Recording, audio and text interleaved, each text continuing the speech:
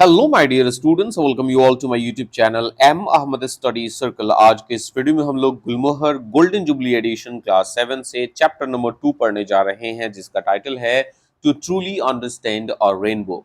तो इससे पहले कि हम लोग इस चैप्टर को पढ़ें और इसके line by line word to word Hindi meanings को समझने की कोशिश करें, हमें सबसे पहले हमारे राइटर, हमारे ऑथर के बारे में थोड़ा बहुत इंफॉर्मेशन गैदर कर लेना चाहिए। Kathleen Krull was an author of children's books and a former book editor। बताया गया है कि कैथलीन क्रूल बच्चों की किताबों की लेखिका थी और एक बुक संपादक, एक किताब संपादक भी थी। Krull worked as a children's book editor, including at Western Publishing, where she edited and wrote some books in the Trixie Belden series। आगे ये बताया गया है कि कैथलीन क्रूल ने बच्चों की किताबों के संपादक के तौर पर काम किया है और उन्होंने वेस्टर्न पब्लिशिंग जैसे कि ट्रैक्सी बेल्डन सीरीज के लिए कुछ किताबें संपादित की हैं, एडिट की हैं और कुछ किताबें लिखी भी हैं। So this was a very brief, this was a very small introduction to the narrator, to the writer, to the author of this chapter. Now we are going to cover before you read section, before going on to the explanation of this chapter. Work in groups बताया गया है कि आप समूह बनाकर काम कीजिए, groups बनाकर काम कीजिए। Look at these pictures. अब नीचे आपको ए, बी और सी करके 3 पिक्चर्स दिए गए हैं। इन तीनों पिक्चर्स को आपको बड़े ही ध्यान से देखना है।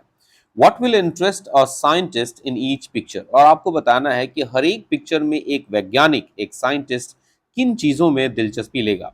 तो अगर आप पिक्चर ए को देखो तो वहां पर एक बच्ची जो है वो सो रही है। पिक्चर बी को देखो तो उसमें आपको एक रोबोट और कुछ मैथमेटिकल फॉर्मूलाज आपको देखने को मिल जाएंगे। और पिक्चर नंबर सी में जो है आपको यूनिवर्स, ब्रह्मांड दिखाया गया है।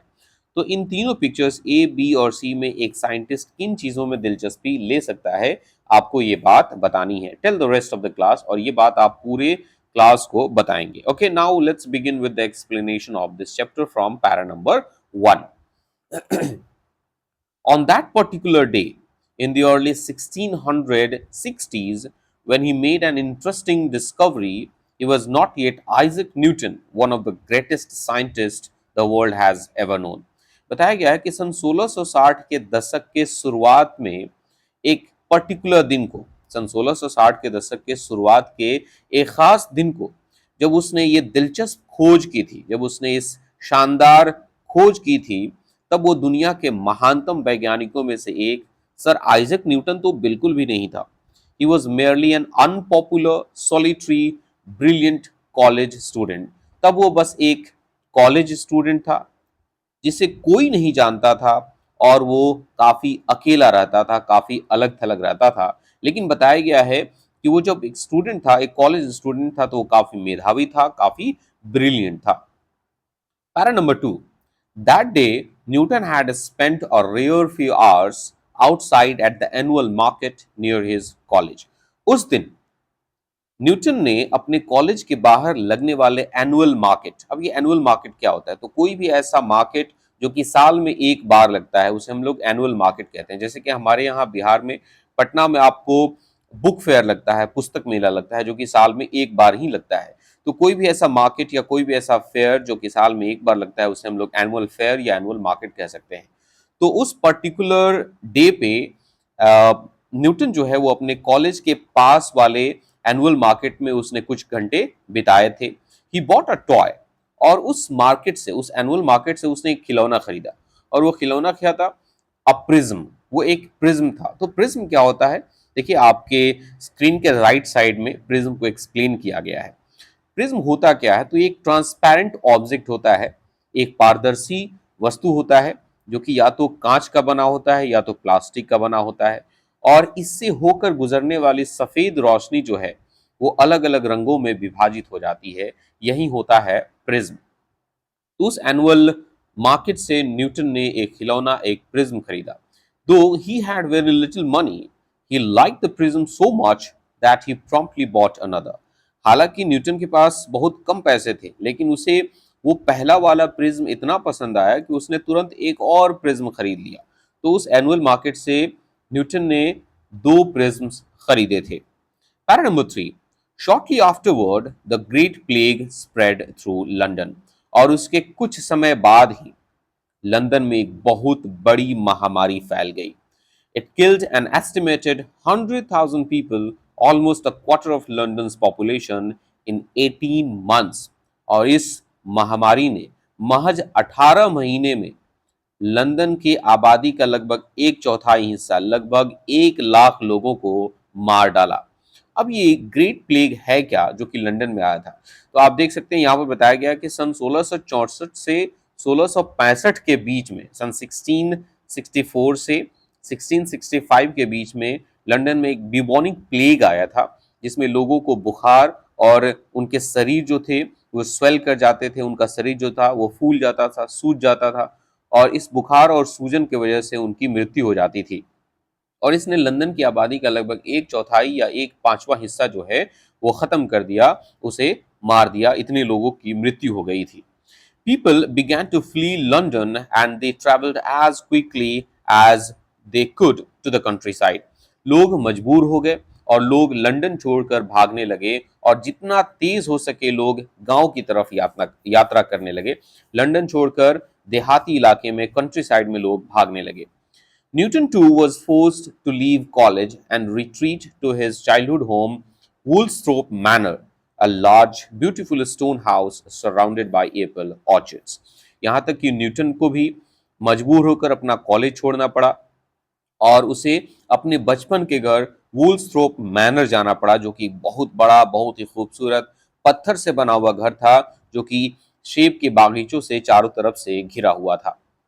Para number 4।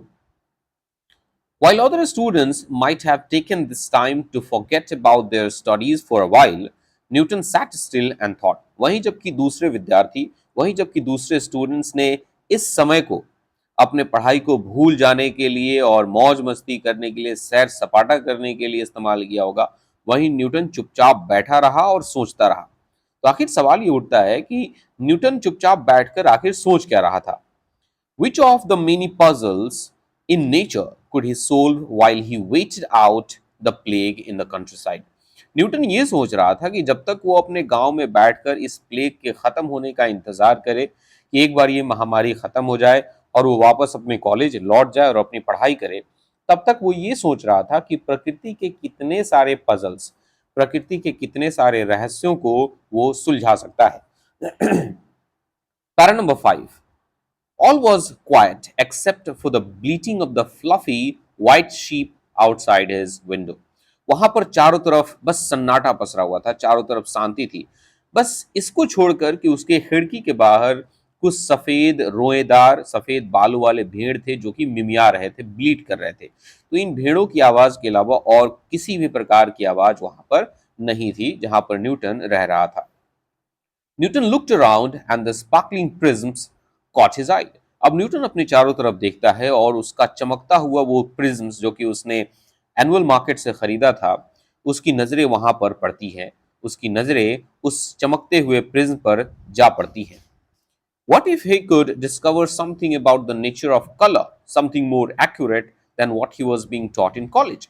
अब हमारी लेखिका जो है कैथलीन क्रोल, वो कहती हैं क्या होगा यदि Newton nature of the colour के बारे में, रंगों की प्रकृति के बारे में कुछ ऐसी चीजें खोज निकाले जो कि उससे कहीं ज्यादा एक्यूरेट हो, उससे कहीं ज्यादा सही हो, जो कि उसके कॉलेज में उसे पढ़ाया जाता था उसके प्रोफेसर्स के द्वारा।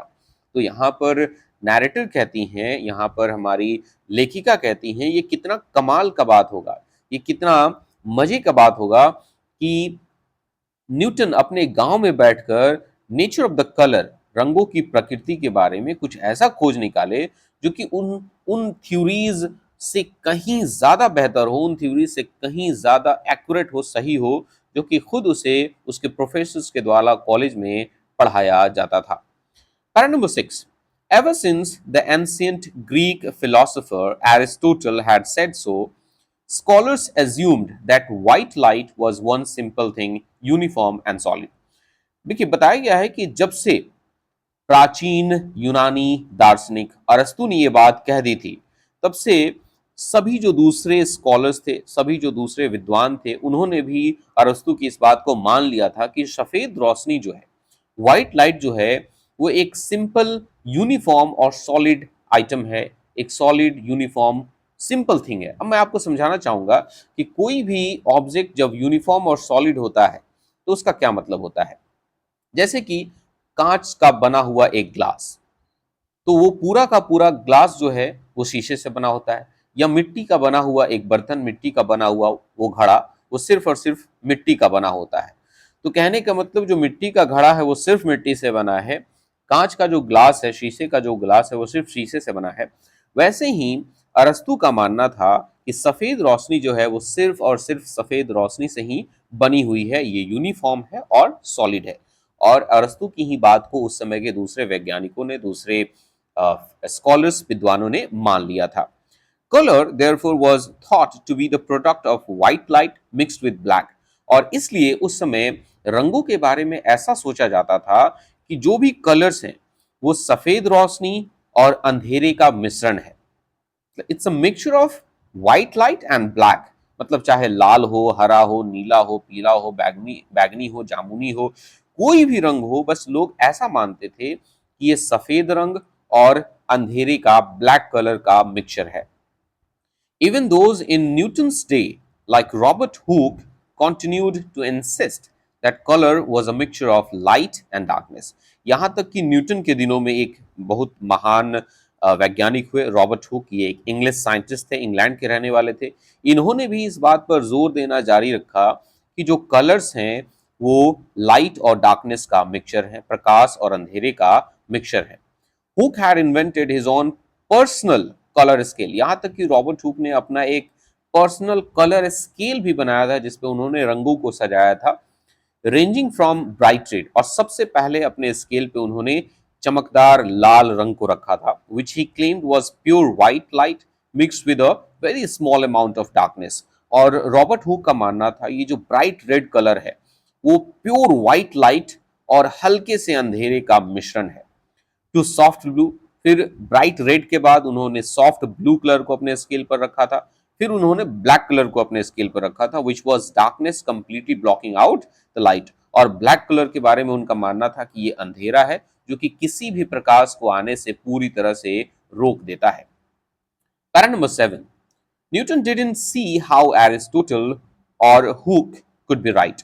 अब देखो, न्यूटन ने इस बात पर बिल्कुल भी ध्यान नहीं दिया कि अरस्तु या रॉबर्ट हुक कैसे सही हो सकते हैं अपने अपने थ्योरीज को लेकर। After all, a white page with black writing did not appear in colour when viewed from a distance. Newton ने यह देखा कि जब एक सफेद पन्ने पर काले रोशनाई से लिखी जाती है, एक सफेद पन्ने पर काले इंक से लिखा जाता है और उसे एक डिस्टेंस से, एक दूरी से देखा जाता है, तो फिर वो रंगीन क्यों नहीं दिखता। The black and white blended at a distance, और जब दूर से देखा जाता था तो काला और सफेद रंग जो है वो एक दूसरे में ब्लेंड होता हुआ दिख रहा था, एक दूसरे से मिला हुआ दिख रहा था। इट अपीयर्ड एज ग्रे, और दूर से देखने पर वो भूरा दिखता था। So he set out to prove the experts wrong, one of his favourite activities.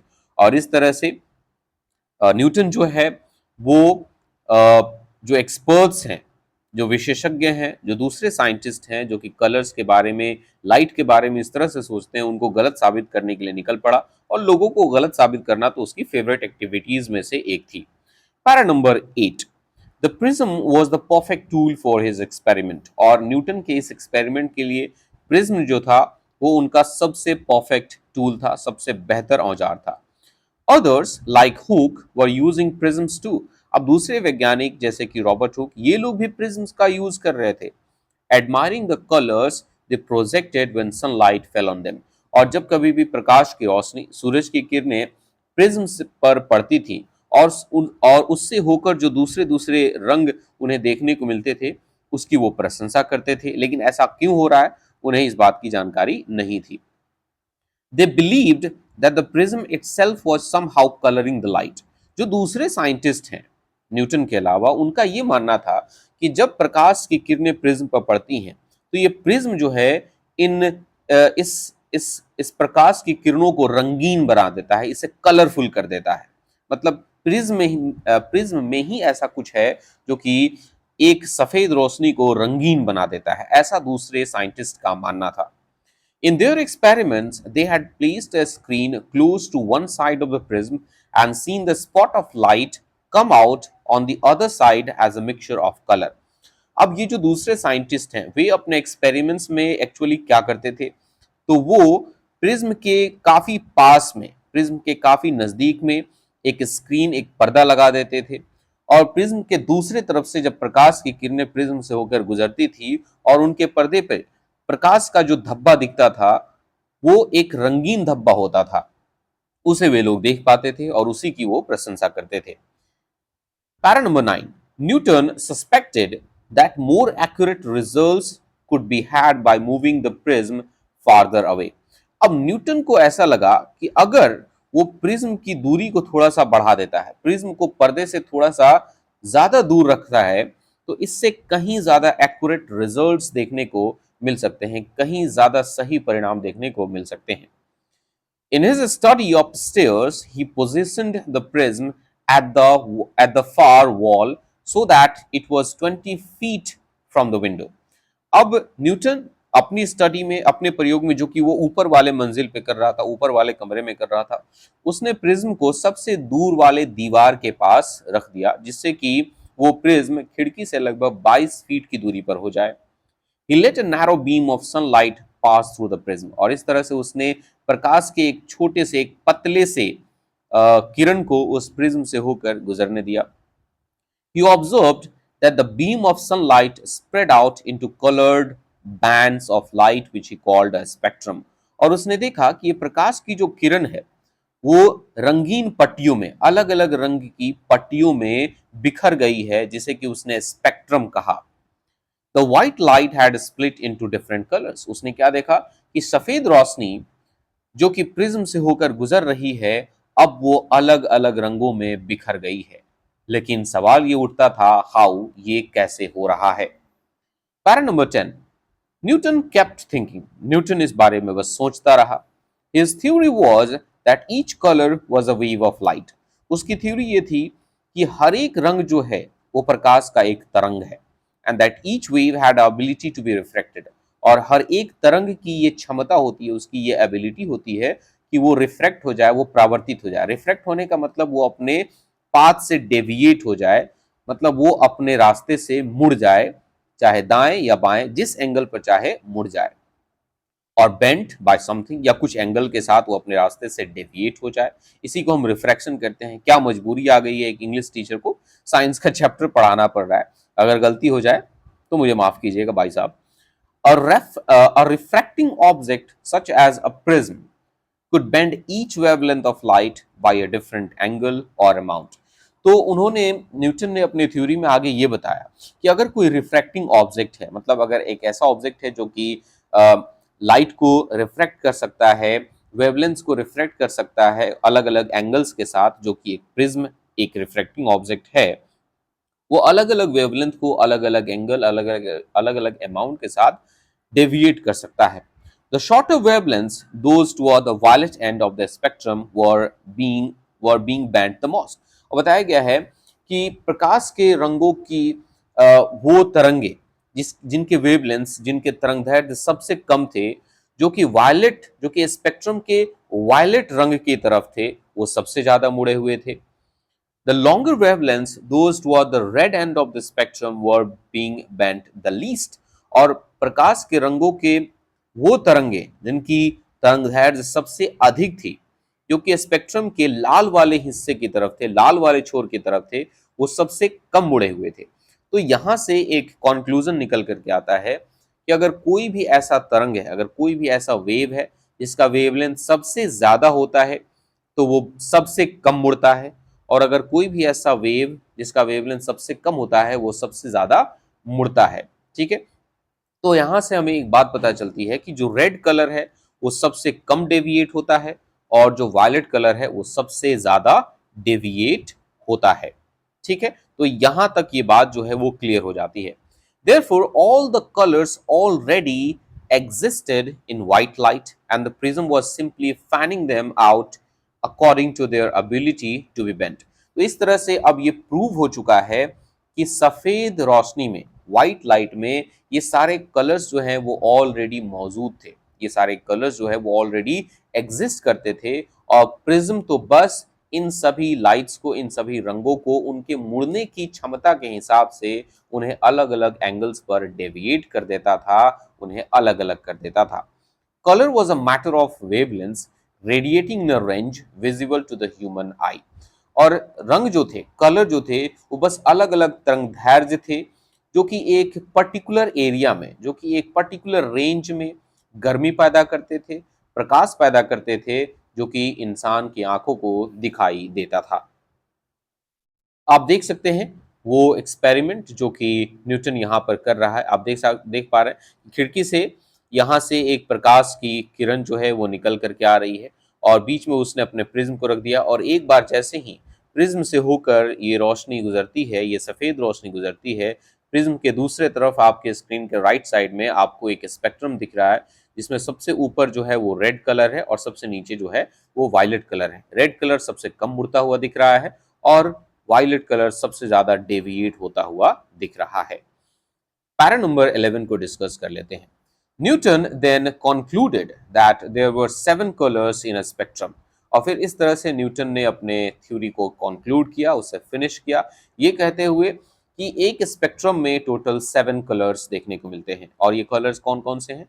Red, orange, yellow, green, blue, indigo and violet. इसको आप विबज्योर बोलते हैं शॉर्ट फॉर्म में, या हिंदी में बोले तो बैजानी पिनाला, बैजानी पिनाला।